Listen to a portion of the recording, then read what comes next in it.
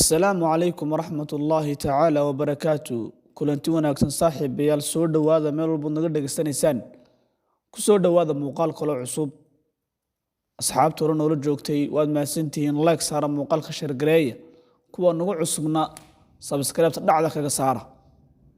intaas ka bacdi muuqaalkaynu maanta ka hadli doona waa qiso aad iyo aad u cajiib ah oo mudan in lagu cibro qaato in badanna loo baahan yahay qofku inuu dhageysto ku celceliyo waa qisadii nabiyullaahi yuusuf calayhi salaam nebi yuusuf walaalayaal waa nebi aw dhalay nebi aw u yahay aw nebi ayay u siiyahay oo ah nabiyullaahi yuusuf ibnu yacquub ibnu isxaaq ibnu ibraahim calayhim salaatu tasliimaat ajmaciin haddaba qisadaynu ka hadlaynaa kuma saabsana walaalayaal qisadaynu galabta kuma saabsana inaanu abtirsiintiisa iyo waxaa ka sheekayno balse marxaladihii noloshiisa nebi yuusuf calayhi salaam soo maray ayaynu wax ka tataaban doonaa inagoo weliba u qaybin doonaa qisadan dhowr qaybood qaybtan waxaynu kaga hadli doonaa walaalayaal korriinkiisii hore yaraantiisii iyo marxaladihii asla maran walaalihii nebi yuusuf qisadiisa walaalayaal ilaahay wuxuu ku tilmaamay inay tahay qisada ugu wanaagsan ee nebiga looga warramay calayhi salaatu wassalaam ilaahay waxa uu leeyahay نحن نقص عليك أحسن القصص بما أوحينا إليك هذا القرآن وإن كنت من قبله لمن الغافلين وحنو كاغا شيكيننا نبي محمد قصوين كتاوغو ونكسن هدي هذا هيد كهر مد آن أغين نبي الله يوسف عليه السلام وحواها بهقون الرشي ويل كليه هل كبهذا كواويني أهايين توبان ويل أو كر أغوينا isaga iyo walaalkiisa bahgooniga nabiyullaahi yacquub oo ah nebi yuusuf aabihii ayaa aad iyo aad u jeclaa nebi yuusuf calayhi salaam taasi oo keentay inay la coloobaan oo cadaawad xad dhaaf iyo masayr u qaadaan walaalkood yuusuf heer ay yidhaahdeen aabbahayo wuxuu naga jecel yahay wiilka yara yuusuf ee keligii ah ee isagiyo walaalkii ay bahgooniga yihiin annagoo 10 wiila oo intaa laga wax ka celinayna oo inamadiisii gaashanqaadkii ahna uu naga sii jeesanayaa waxay malooyeen shirqool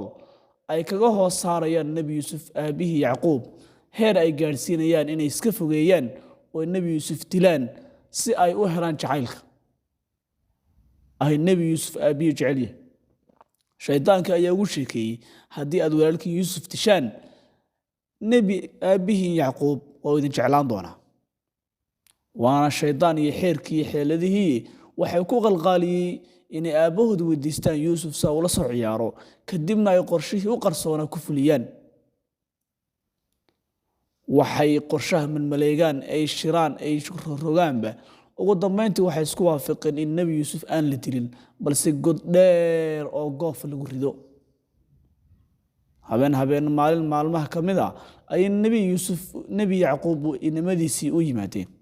waxa aanay weydiisteen in nabiyullaahi yuusuf oo ah wiilkooga yaray qorshaha u maleegeen aw raaco berritoola saa ula soo ciyaaro nebi yacquub oo dhalay aabbaha nebi yuusufna waxa ugu wali celiyey inuu u cabsoonayo in ay cidlada kaga tagaan kadibna iyagu cuno markaasay yidhaahdeen lain akalahu di'bu wanaxnu cusbatun innaa idan la khaasiruun ma annagoo 10 nin ah ayuu cuni karaa walaalkayo hadduu yay cuno wax khasaarey baanu nahay bay yidhahdeen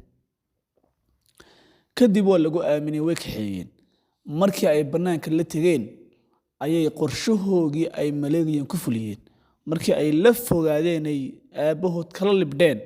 ayay ceel meel halkaasa oo aad god dheer oo gundheeraa ayay ku hubsadeen kadib walaalayaal ilaahay waa wax kasta oge waa caalimul ghaybi ilaahay ayaa xifaaday nabiyullaahi yuusuf calayhi salaam waxay aabbahood ku soo laabteen waqti habeenimo ah iyagoo iska oohinaya oo maleegaya shirqoolkii ay kaga bixi lahaayeen dhibtan ay geysteen walaalkooda geysteen intaasay noogu joogtay qaybta koobaad qaybta labaad la soco insha allahu tacaala wassalaamu calaykum waraxmatullaahi tacaala